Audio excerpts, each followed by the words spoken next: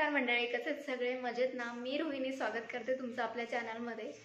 तर आता आहे ना सगळं आवरलं गेलेलं आहे माझं, सगळं फरशी वगैरे पुसली आणि आता वाजलेले आहेत 12:10 हो काय थोडा आणि आरू चॉकलेट खातोय आणि आरूच्या डोळ्याला आहे ना हे बघा असं सुजलंय। ऍक्च्युली त्याला ना मुंगी काय चावलं तुला? मुंगी चावली, इथं चावली त्याला रात्री ना झोपताना। कसं काय झालं काय माहिती, अचानक आहे ना। हो क्रीम लावली ना, मी क्रीम लावायला म्हणतो मला। हो इथं क्रीम लावायची। तर त्याला आहे ना रात्री मुंगी चावली आणि ती ना शी लाल मुंगी नव्हती, दुसरी मुंगी होती वाटतं। तर ते डायरेक्ट सुजलं आणि आज जवळ दुसरा दिवस आहे तर ते जास्त झालं। आज तर जास्तच मोठा झाला, काल थोडा कमी होता आणि आज आहे ना जास्तच झाला। थांब मी देते एक मिनिट, याचं चॉकलेट फोडून देते मी पहिले। हे बघ इकडनं उघड, हां व्हेरी गुड।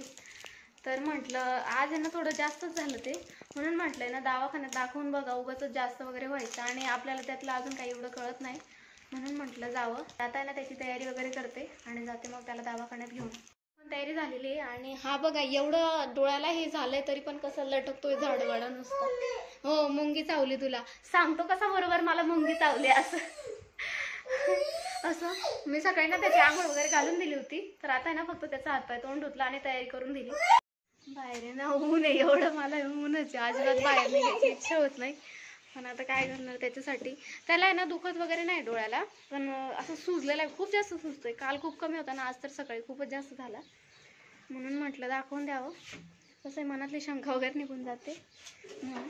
आता मी गाडी वगैरे पुसून घेते व्यवस्थित आणि चलो फायनली आम्ही आलो दवाखान्यात। आणि अरे ना मागच्या वेळेस आम्ही माप देण्यासाठी आलो होतो, तर ते मशीन बघून ना परत घाबरायला लागला, डायरेक्ट उभं राहून चल म्हणतोय मला।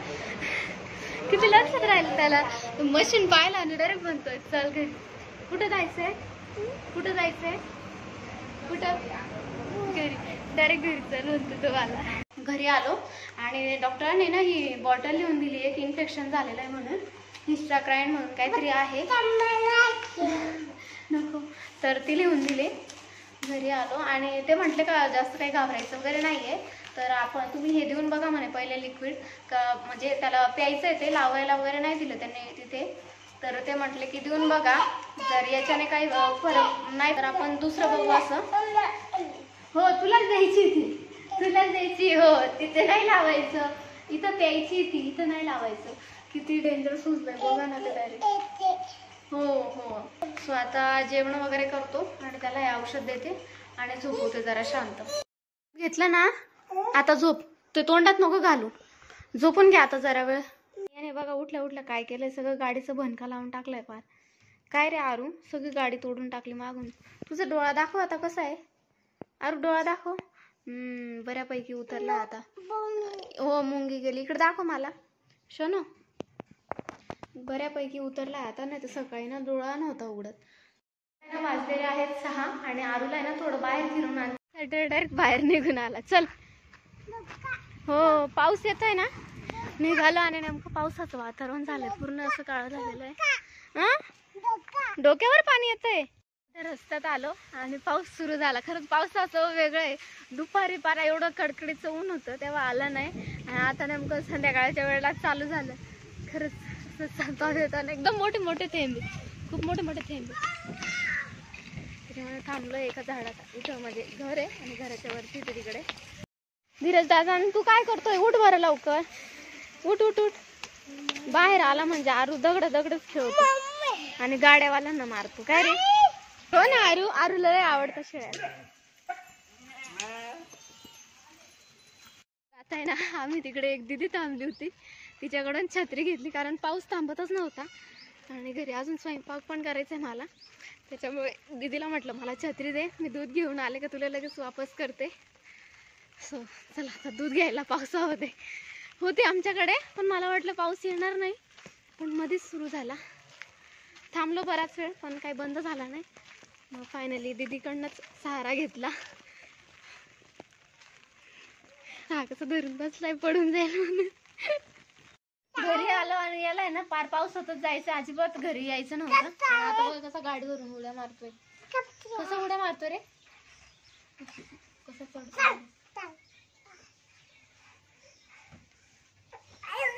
टॅलेंट. घरच्या घरी आमची ट्रेनिंग होते बरोबर सगळ्या गोष्टी.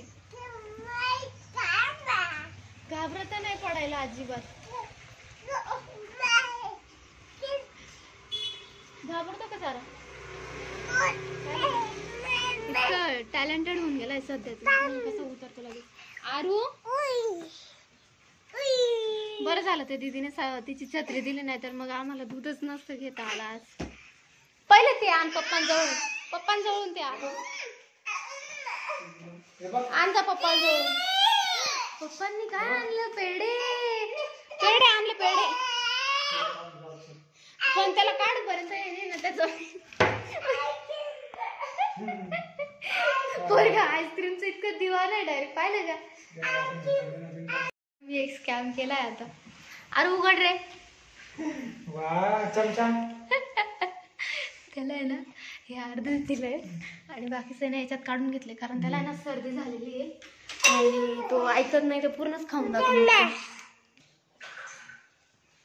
लय आवडते आईस्क्रीम. तर आता आहे ना आरूच्या पप्पांनी ना मस्तपैकी हे राजहंसचे पेढे आणलेले. खूप मस्त लागतात. मी माझं स्वतःचं मत सांगते, खूप मस्त आहे खरंच. आणि पनीर पण आणलेलं आहे आज राजहंसचं. थोडं कॉस्ट आहे त्याची, पण छान आहे.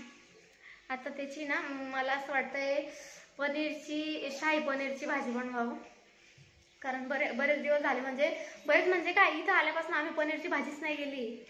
आमची प्लॅनिंग चेंज झाली. आम्हाला शाही पनीर नाही तर मसाला पनीर बनवायचं आहे. तर त्याच्यासाठी मी काय काय घेतलं तुम्हाला दाखवते. पहिले मी इथं दही घेतलेली आहे, त्याच्यामध्ये टाकलंय हळद, धने पावडर, लाल मिरची आणि काय म्हणतात त्या जिरे पावडर. आणि जिरे पावडर घेतलंय. इकडे बारीक कांदा हे करून घेतलाय मी, ते आपलं हे असतं ना याच्यामध्ये.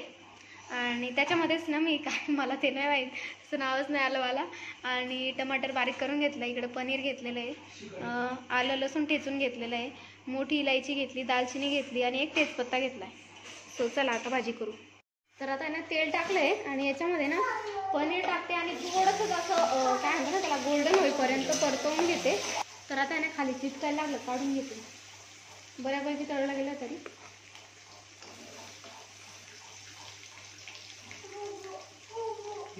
आणि याच्यामध्येच आहे ना आता हे घरी बनवून घेतलेलं तूप टाकते मी. याचा व्हिडिओ पण मी शेअर केला आहे की कसं बनवलंय. 2 चमचे तूप टाकले याच्यामध्ये. याच्यामध्ये ना आता हे काय ते तेजपत्ता वगैरे, त्यानंतर आहे ना मग बारीक केलेला कांदा.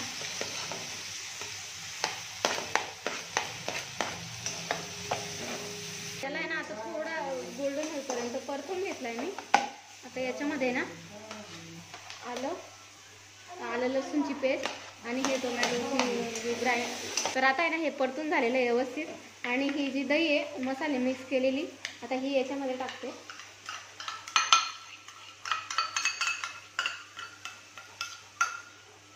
आणि याला पण आता मिक्स करून घेते व्यवस्थित.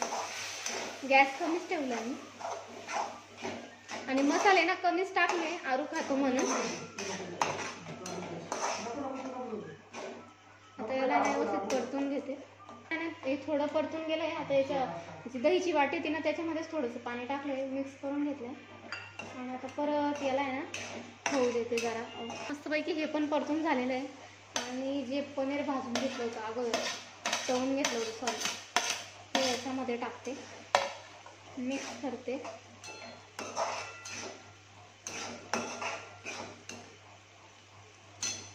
आणि आता घेतलेला आहे मेथी किचन किंग मसाला आणि थोडीशी कस्तुरी मेथी आणि चवीनुसार मीठ. मिक्स करते. थोडं आणखी पाणी टाकते.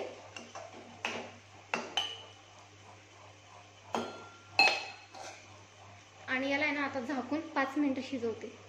तर आता आहे ना इकडे भाजी पण झालेली मस्तपैकी. बंद करते गॅस. आणि बाजूलाच आहे ना चपात्या पण करून घेते मी. लाईट गेली नेमकं मध्येच, चपात्या पण करून घेते. लाईट गेली नेमकं. अंधार झाला. बाहेर आहे ना पाऊस चालू आहे. हे दोघं बापलेकांचं चालू आहे इकडे. आता मी पटपट चपात्या करून घेते. त्याने ना त्याच्या पप्पांचा टिफिन घेतला आणि असं ते ढुमकं कसं असतं वाजवतोय सारखं, ते ढोलकी सारखं, हा सॉरी ढोलकी सारखं वाजवतोय. आरू कसं वाजवतो. मस्तपैकी आमचा बेत रेडी झालेला आहे. चपाती गरम गरम, मसाला पनीर आहे, कांदा आहे, लिंबू काय घेतला नाही कारण आपण दही टाकली त्याच्यामुळे जास्त आंबट आंबट होऊन जाईल म्हटलं, ते काय घेतलं नाही. आमची लाईट पण गेली त्याच्यामुळे अंधारातच कॅन्डल लाईट डिनरच करायला लागला आज.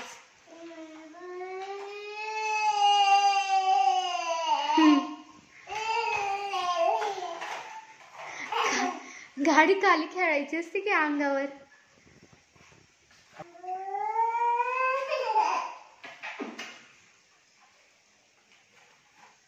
आरव वा वा वा, लय मस्त चालू खरंच.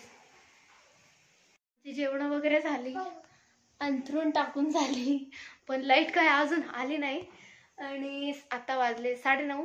तर आजचा ब्लॉग आपण इथेच एंड करूया आणि याला ना औषध पण द्यायचं आहे मला आता. सो चलो बाय बाय.